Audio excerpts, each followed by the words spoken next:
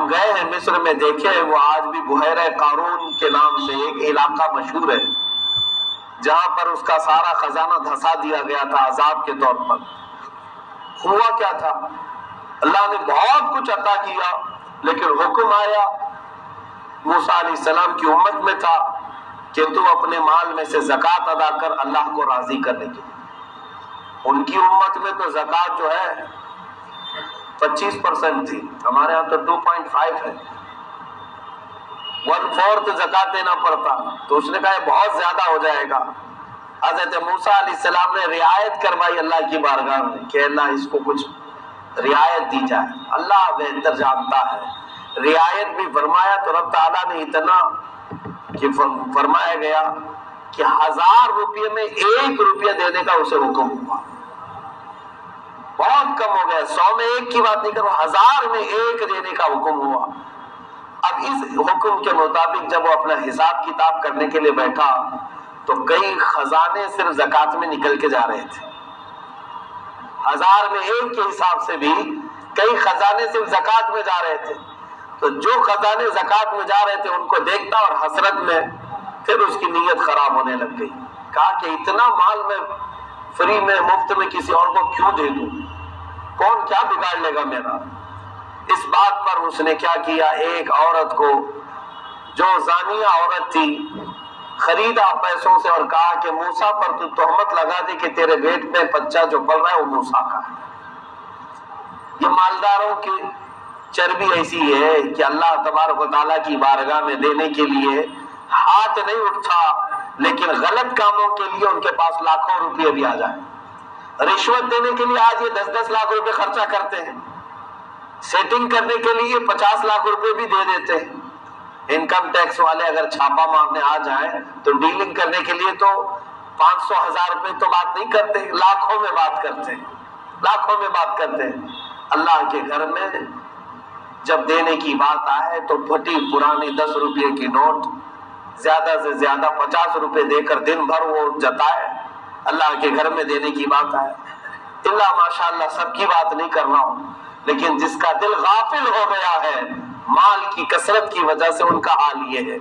ان کا مال اسی طرح سے رشوت دینے میں، لوگوں کا منہ بند کرنے میں، یا پھر دنیاوی معاملات میں خرچ ہو جاتا ہے، لیکن اللہ کی بارگاہ میں نہیں۔ قارون نے یہی حرکت کی تھی، اور ایک مجمع میں جب حضرت موسیٰ علیہ السلام بیٹھے تھے اس عورت کو اس نے بلوایا اور پہلے موسیٰ علیہ السلام سے مسئلہ پوچھا کہ اے اللہ کے نبی زنا کرنے والے کے لیے کیا سزا ہے؟ آپ نے فرمایا سنساری، پتھر مار کر اسے ہلاک کر دیا جائے گا، شہر بدر کر دیا جائے گا، منہ کالا کر دیا جائے گا۔ حضرت موسیٰ علیہ السلام نے جب یہ جواب دیا تو قارون نے کہا اگر آپ نے کیا تو کیا کیا جائے؟ اللہ اکبر، موسیٰ علیہ السلام کو جلال ہے اللہ کے نبی کے بارے میں۔ اور پھر قارون نے اس عورت کو کھڑا کیا کہ اے عورت بول، تیرے پیٹ میں جو بچہ پل رہا ہے وہ کس کا ہے؟ وہ عورت کھڑی ہوئی مجمع میں اور تھر تھرانے لگی، کپ کپانے لگی اور کہنے لگی کہ قارون نے مجھے مال دیا ہے اور یہ الزام لگانے کے لیے کہا ہے کہ موسیٰ علیہ السلام کے متعلق میں کہوں کہ میرے پیٹ میں بچہ ان کا پل رہا ہے، اور میں گواہی دیتی ہوں کہ موسیٰ علیہ السلام اس گناہ سے پاک ہے۔ بڑے مجمع میں اس نے کہا، اب حضرت موسیٰ علیہ السلام کو جلال آیا، آپ نے اللہ کی بارگاہ میں عرض کی کہ مولا اس کے خزانوں کو ہمیشہ کے لیے ختم فرما۔ اس کے خزانے پورے کے پورے ریت بن گئے، بالو کی شکل میں، سب دھواں ہو گئے۔ اور پھر حضرت موسیٰ علیہ السلام نے زمین کو حکم دیا کہ قارون کو نگل جا۔ زمین پھٹ گئی اور قارون ہمیشہ کے لیے اندر دھس گیا۔ یا اس قارون کی بات کر رہا ہوں جس کے ایک خزانے تک آج کے بڑے بڑے ریچسٹ لوگ بھی نہیں پہنچ سکتے۔ آج دنیا کے جو سب سے بڑے مالدار ہوں گے وہ بھی قارون کے خزانوں کے برابر نہیں پہنچ سکتے، لیکن انجام کیا ہوا؟ اس کثرت نے اسے کافر کی موت مار دیا، اسے نافرمان بنا کر کے دنیا سے ختم کر دیا۔ کسی چیز کی کثرت جو ہے انسان کو کبھی غافل کر دیتی ہے، اسی لیے اپنے پاس اتنا رکھو کہ اللہ تبارک و تعالیٰ سے غافل نہ ہونے پائے۔ اب بعض لوگ جب بھی ہم اس بات کو کرتے ہیں، مذمت کرتے ہیں دنیا کی یا مال کی، تو لوگوں کو ایسا لگتا ہے کہ مال اور دنیا کی اگر مذمت ہے تو آپ کیوں کماتے ہیں، ہم کیوں کمائیں، خالی بیٹھ جائیں اللہ اللہ کرتے ہوئے۔ میرے عزیزوں، میں اس مال کی مذمت کرتا ہوں جو تمہیں اللہ سے دور کرتا ہوں، ورنہ اگر آپ روز کروڑ روپے کماتے ہو، جائز ہے آپ کے لیے، 100 کروڑ روپے کماتے ہو دن میں کہتا ہوں بالکل حلال ہے، لیکن شرط یہ ہے کہ تمہارا سجدہ قضا نہ ہونے پائے اور تمہارے نبی کی محبت میں کمی آنے نہ پائے۔ اگر یہ چیزیں ہیں تو شوق سے کماؤ، تمہاری عبادتوں میں کوئی کمی نہیں آ رہی ہے اور تمہارے سجدوں کی قضا نہیں ہوتی اور تمہارے نبی پاک سے محبت اور الفت میں کمی نہیں آتی، تو یہ مال تو عثمان غنی کا مال ہے، یہ مال تو عبد الرحمن بن عوف کا مال ہے، یہ مال تو سیدنا ابوبکر صدیق کا مال ہے۔ ہم اس بات کی مذمت نہیں کرتے۔ میرے عزیزوں، اب علاج کیا ہے جب کسی کے پاس کثرت ہو گئی اور غافل ہو گیا دل کی غفلت کے اندازے اسی سے لگا سکتے ہیں کہ دل زیادہ عبادتوں میں نہیں لگتا، اللہ رب العزت کے حضور بیٹھنے کا دل نہیں کرتا، بھاگنے کا دل کرتا، یہ غافل دل ہے۔ برسوں ہو گئے اس کو ذکر نہیں کیا، اسے یاد کر کے رویا نہیں، جبکہ جانا اسی کے پاس ہے، جانا اسی کے پاس ہے۔ ہم نے دیکھا ہے کہ ایک محبوب محب کی جدائی میں روتا تو ہے، روتا ہے۔ اگر شوہر اور بیوی بے پناہ محبت کرتے تھے اور ان کے اندر جدائی ہو گئی تو زمانے تک یہ اپنی جدائی پر غم بھی کرتے ہیں کہ آخر کب ہم دونوں کی پھر سے ملاقات ہوگی۔ اس پر تو شعر و شاعریاں ہو گئی، کتنے بڑے بڑے شاعروں نے عشقیہ اشعار لکھ دیے، محبوب کے وصال، محبوب کی ملاقات، اور ایک عاشق اپنے معشوق کے ملاقات کی تمنا میں پوری زندگی گزار جاتا ہے کہ وہ کب دن آئے گا جب میں اپنے حبیب سے، اپنے محبوب سے ملوں گا۔ لیکن یہ کوئی پکی بات نہیں کہ دنیا میں تمہارا معشوق یا تمہارا محبوب مل بھی سکتا ہے، یہ کوئی پکی بات نہیں۔ ایک بار جدا ہو گیا تو ہو سکتا ہے مل بھی جائے، ہو سکتا ہے کبھی نہ ملے، لیکن اتنی بات تو پکی ہے کہ ہر انسان کو اپنے مولا سے ضرور ملنا، اپنے رب سے ملنا ضرور ہے، یہ بات تو طے ہے۔ تو جس رب ذوالجلال سے ملنا طے ہے، اس کے لیے کبھی ملاقات کی تمنا ہی نہیں کیا، کبھی گڑ گڑا ہی نہیں۔ آپ کو میں بتاؤں، حضرت مولانا روم رحمت اللہ تعالی علیہ، جلال الدین رومی مثنوی شریف کی جہاں سے ابتدا کرتے ہیں نا اپنی مثنوی کو، کتاب میں جن اشعار سے آپ نے شروع کیا ہے وہی کتنے بہترین چیزیں۔ بشنو از نہ حکایت چومی کنن، کہتے ہیں کہ یہ جو بانسری ہے نا اس کو غور سے سنو، یہ کیا بیان کر رہی ہے۔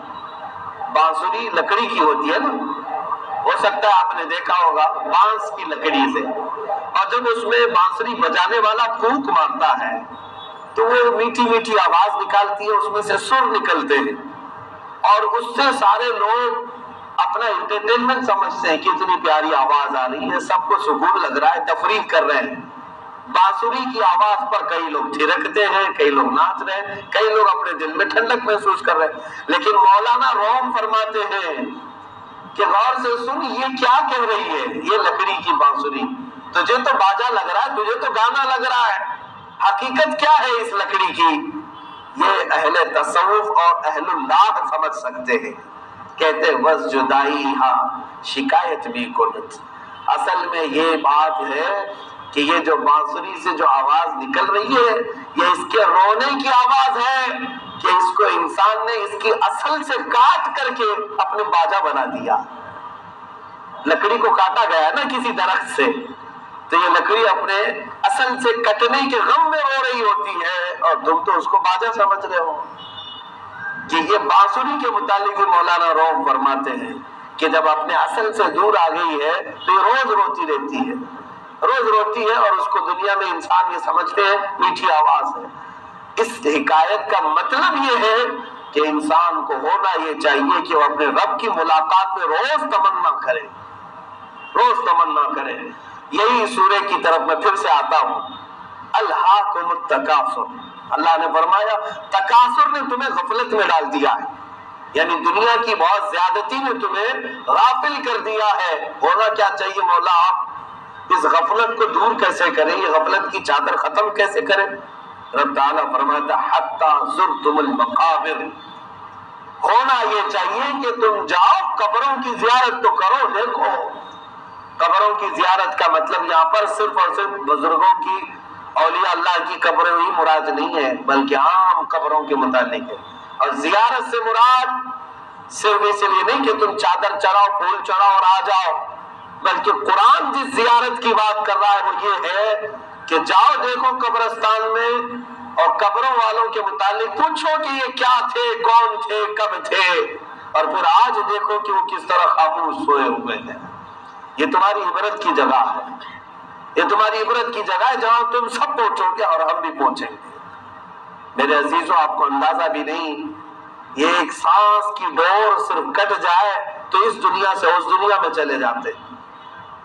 صبح ناشتہ ہمارے ساتھ کرنے والا شام میں قبرستان میں سویا ہوا ہے. آج ہمارے ساتھ نماز پڑھنے والا جمعہ کی نماز پڑھنے والا عشاء میں دیکھو تو اس کی تدفین ہو چکی ہے. ایسی موتیں آئی مختصر سی یہ سانسوں کی ڈور رک جاتی ہے دنیا بدل جاتی ہے.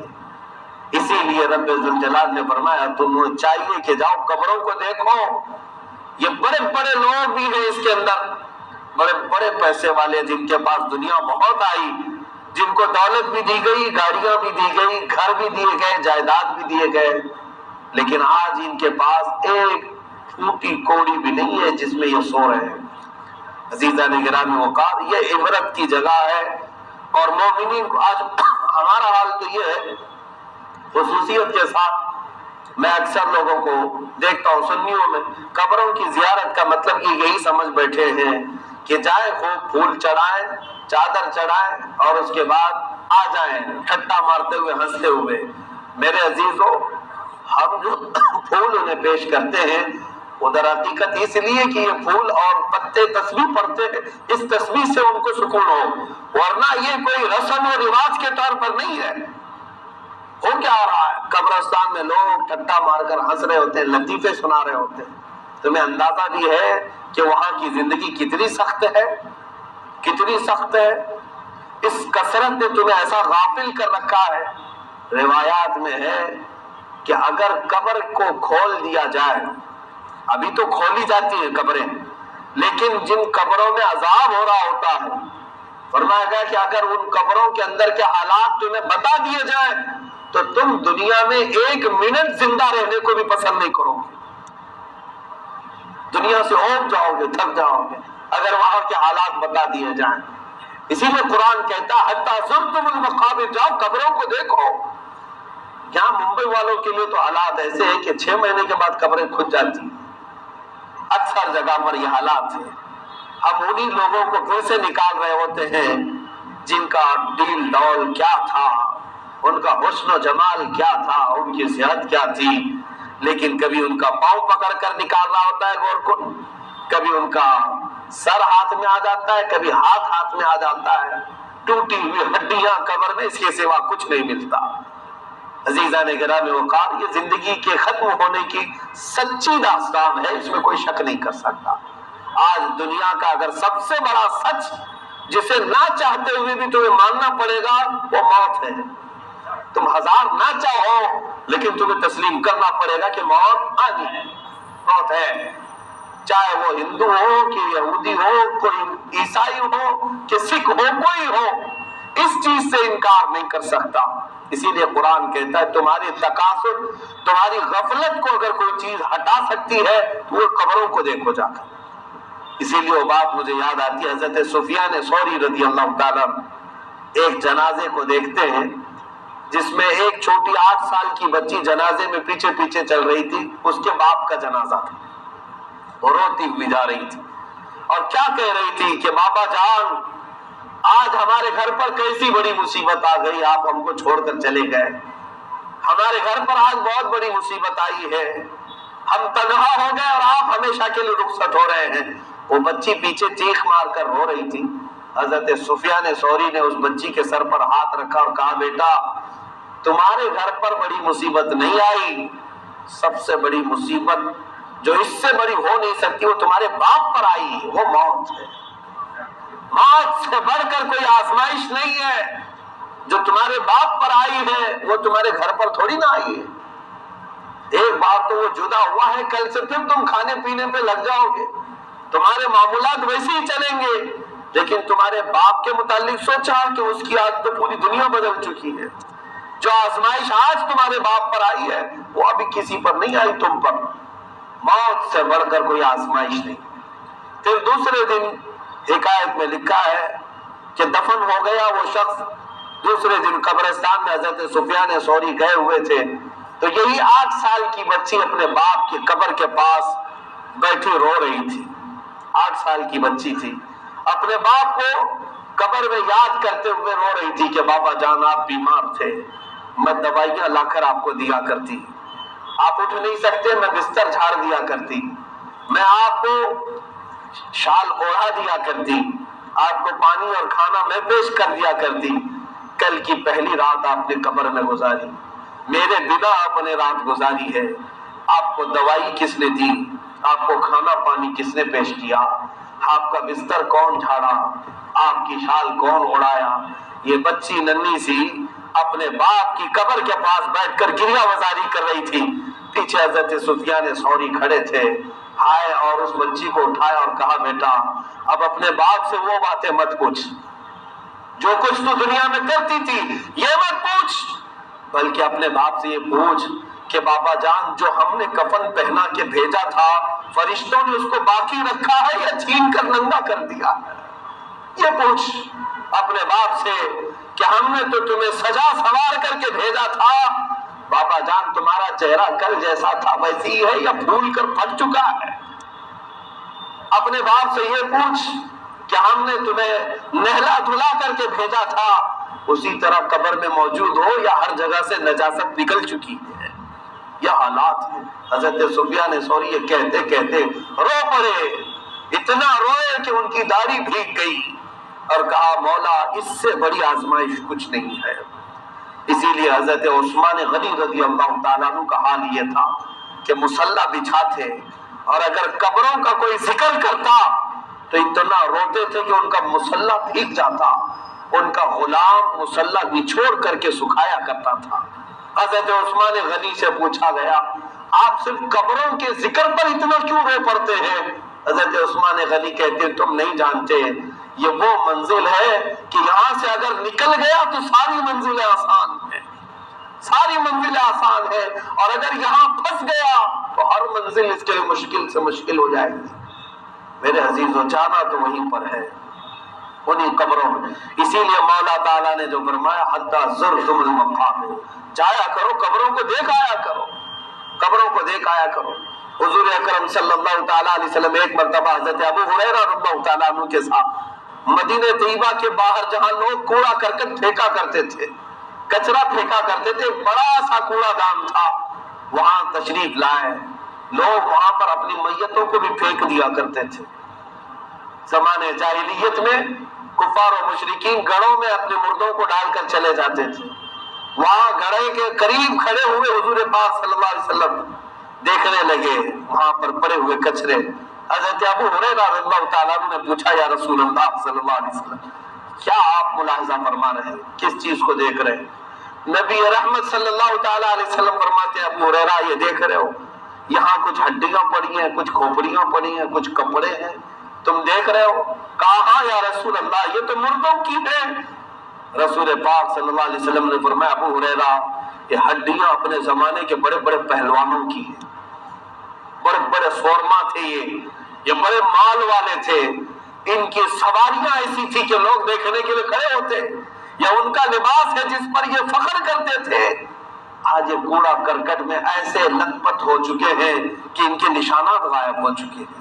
اور اس کے بعد میرے آقا صلی اللہ تعالیٰ علیہ وسلم روتے ہوئے واپس آئے۔ میں نے جتنی باتیں آپ کے سامنے رکھی، سفیان ثوری ایک تابعی ہیں، سفیان ثوری ایک تابعی ہیں، حضرت ابو ہریرہ صحابی ہیں، حضور اکرم صلی اللہ تعالیٰ علیہ وسلم سید الانبیاء ہیں، اور سیدنا عثمان غنی رضی اللہ تعالیٰ عنہ سید صحابی خلیفہ ہیں۔ اتنے بڑے لوگ قبروں کے حالات پر ذکر پر رو پڑتے تھے، اور آج ہماری حالت یہ ہے۔ یہی تکاثر نے ہمیں غافل کر دیا ہے، کثرت نے ہمیں غفلت میں ڈال رکھا ہے۔ نوجوان تو آج یہ سمجھتا ہے کہ شاید ہمیں جانا ہی نہیں ہے کبھی، اکثر لوگ یہ سمجھ بیٹھے ہیں کہ اب اللہ کی بارگاہ میں حساب ہی نہیں دینا ہے، اسی لیے کس کا حساب صاف ہے آج؟ صحابہ اکرام ایک مرتبہ مجلس میں بیٹھے مذاق کرتے ہوئے زور سے ہنس کیا پڑے، میرے آقا باہر آئے، پوچھا تم میں سے کس کس کا حساب تیار ہو چکا ہے جو اللہ کی بارگاہ میں دینے کے لیے تیار ہے؟ صحابہ نے کہا آقا اللہ کی بارگاہ میں ہم کیسے حساب دے پائیں؟ حضور نے فرمایا جب حساب نہیں دے سکتے تو اتنی زور سے ہنسی کس بات کی تھی؟ فَلْيَضْحَكُوا قَلِيلًا وَلْيَبْكُوا كَثِيرًا، چاہیے کہ لوگ کم ہنسا کریں روئے زیادہ، اس لیے کہ اگر تمہارے اعمال کی پکڑ ہو جائے تو ساری چیزیں یہ دھری کی دھری رہ جائیں۔ میرے عزیزوں، میرے کہنے کا خلاصہ یہی ہے، یہ سورہ پوری میں نے تلاوت نہیں کی، اللہ تعالیٰ نے اس میں اخیر میں فرمایا، اس سورہ کا آخری ٹکڑا، آخری آیت یہ ہے ثُمَّ لَتُسْأَلُنَّ يَوْمَئِذٍ عَنِ النَّعِيمِ، اللہ فرماتا ہے پھر ہم تم سے ہر نعمت کے بارے میں ضرور سوال کریں گے، جتنی نعمتیں تمہاری پیدائش سے لے کر موت تک دیا ہے، اللہ فرماتا ہے میں سب پوچھوں گا تم سے کہاں کہاں خرچہ کیا۔ آپ کیا سمجھتے ہیں نوٹوں کی گڈیاں اڑا دینا اس کا سوال نہیں ہوگا؟ لوگ یہ سمجھتے ہیں کہ میرا پیسہ ہے میں جہاں چاہے خرچہ کروں، تمہارا کہاں سے پیسہ آیا؟ یہ اللہ کا دیا ہوا ہے اور وہ تم سے سوال کرے گا۔ اگر آج ہمارے پاس کھانے پینے کی کثرت ہو جائے تو گٹر اور نالیوں میں کھانے بہاتے ہیں۔ شادیوں کے معاملات میں مجھے یہ خبر بھی ملی، ایک شادی کے متعلق میں نے سنا تھا کہ تقریباً 45 کلو چاول اور کھانا انہوں نے صرف گٹروں میں بہایا، 45 کلو، کسی نے ویٹ کیا ہوگا، اس سے زیادہ بھی ہو سکتا ہے اسراف کرتے ہو، اس ایک دانے کا بھی اللہ کی بارگاہ میں سوال ہوگا۔ عزیزان اکرام وقار، کثرت آ جانے کے بعد انسان غافل ہو جاتا ہے، اسے اہمیت نہیں ہوتی نعمتوں کی۔ رب تبارک و تعالیٰ نے تمہیں کیسی نعمتوں سے نوازا ہے۔ یہ نوجوان جو آج اپنی طاقت کے بلبوتے نشے میں مغرور ہے، انہیں پتہ بھی نہیں کہ صرف ایک جھٹکے کی دیر ہے، تمہارا دماغ ہمیشہ کے لیے کوما میں جا سکتا ہے، ہمیشہ کے لیے تم معذور ہو سکتے ہو۔ جس صحت پر تم گھمنڈ کرتے ہو، غرور کرتے ہو، رب تبارک و تعالیٰ کی ہلکی سی پکڑ کی ضرورت ہے کہ اگر کہیں تمہارا پیر بھی پھسل گیا تو زندگی بھر کے لیے لنگڑے ہو۔ کلی کی بات ہے، ہمارے ساتھی ایک مولانا صاحب فون کرتے، کافی دنوں کے بعد بات ہوئی تو رو رہے تھے، ہم نے پوچھا کیا بات ہے؟ کہا بیک پین تھا، کمر میں تکلیف تھی، اچھے خاصے میری عمر کی بات کر رہا ہوں، ہم نے دوائی کرائی، علاج کے طور پر ایک آپریشن کا سجیشن دیا، آپریشن کرایا، اس کے بعد نیچے کی جان چلی گئی، 2 بیٹیاں ہیں چھوٹی سی، اور دھڑ سے نیچے کی جان ہی چلی گئی۔ اب 1000 لوگوں کو بتائیں، ہر کوئی کہتا ہے کہ نہیں اب آخری سانس تک تم اسی حالت میں رہو۔ کہتے ہیں کہ میرا پیشاب پخانہ ہو جاتا ہے پتہ نہیں چلتا بستر پر۔ یہ تو اللہ کا کرم ہے کہ جب تک ہمارے لیے رب تعالیٰ نے لوگوں کے دلوں میں محبت رکھا ہے، میرا دیکھ ریکھ کر رہے ہیں۔ باقی تو میرے عزیزوں میں سوچ بھی نہیں سکتا کہ جو ایک زمانے میں اچھل کود کرتا تھا، ہٹا کٹا آدمی، جس کی تقریریں، جس کی نعتیں، اور جو ہر جگہ ہنسی خوشی گھومتا تھا، آج اس کی حالت یہ ہے کہ پیشاب پاخانے کا بھی احساس نہیں، رات بھر درد سے احساس ہوتا رہا اور رونا آیا۔ اے بار الہ تو نے سچ فرمایا، یہ تیرے ہر کام حکمت سے بھرے ہوئے ہیں، اور جب تو چاہے بندوں کو پکڑ لے اور جب چاہے تو آزاد کرے۔ اسی لیے اے میرے عزیزوں، قرآن کی اس آیت پر آ جاؤ۔ رب تعالیٰ نے جو فرمایا الہاکم التکاثر، کثرت نے تمہیں غافل کر دیا ہے۔ کوئی چیز کثرت سے تمہارے پاس ہے تو اسے کم کر لو تاکہ حساب کتاب کم ہو جائے۔ تمہارے پاس کپڑوں کی زیادتی ہے تو تھوڑا کم کر لے دوسروں کو دے کر، کھانے پینے کی زیادتی ہے تو کم کر لو دوسروں کو دے کر، تاکہ تمہارے حساب کتاب میں آسانیاں ہو جائیں۔ اور اگر غفلت نہیں جاتی تو قبروں کے پاس چلے جاؤ، قبرستان میں جاؤ اور غور سے ان کو دیکھنا، ہو سکے تو کسی قبر کے پاس بیٹھ کر کے سوچنا۔ ممبئی میں تو ایک قبر میں نہ جانے کتنی کتنی لاشیں دفن ہیں، کتنی لاشیں، یہ وہ سب لاشیں ہوں گی جو کسی زمانے میں مرسیڈیز سے گھومتے تھے، کسی زمانے میں BMW سے گھوما کرتے تھے۔ آج ان کو پیر اور ہاتھ حرکت کرنے کی بھی اجازت نہیں ہے۔ بلکہ فرمایا گیا مردہ ہمیشہ یہ چاہتا ہے کہ سر اٹھا سکوں، ایک سجدہ کروں۔ رب تعالیٰ فرماتا اب نہیں، عمل کا وقت ختم ہو چکا، تم سجدہ تو دور کی بات ہے اس کی تسبیح بھی نہیں کر سکتے، ختم ہو چکا، دارالعمل ختم ہے۔ اسی لیے ہمارے آخری سفر سے پہلے ہمیں اللہ رب العزت کی طرف لوٹ آنا چاہیے۔ اللہ تعالیٰ ہمیں اپنے اعمال کی اصلاح کی توفیق عطا فرمائے۔ رب تبارک و تعالیٰ اس تکاثر اور کثرت کی غفلت سے ہمیں ہمیشہ محفوظ و معمون فرمائے۔ اے رب ذوالجلال وہ مال نہ دے جو تجھ سے اور تیرے رسول سے ہمیں دور کر لے۔ اے رب ذوالجلال وہ زندگی دے جو تیری طرف ہمیں کھینچ لاتی ہو۔ مولا وہ سانسیں دے جو تیرے نبی کے قدموں پر قربان ہو۔ اے کریم خدا ارحم الراحمین، مولا دنیا کی لذتوں میں اور اس کے فانی گناہوں میں ہمیں ملوث کر کے ہمیں ہمیشہ کے لیے راندہ بارگاہ نہ بنا۔ اے رب ذوالجلال جب تک ہے تیرے ہی تو بندے ہیں اور تیرے حبیب ہی کی امت میں ہیں، ہم سے اگر خطائیں ہوئی ہیں تو درگزر کر دے، معاف کر دے، لیکن مولا اتنی التجا ہے کہ جب جنازہ اٹھایا جائے تو اس شان سے کہ تو بھی راضی ہو، تیرا حبیب بھی راضی ہو۔ وآخر دعوانا الحمدللہ۔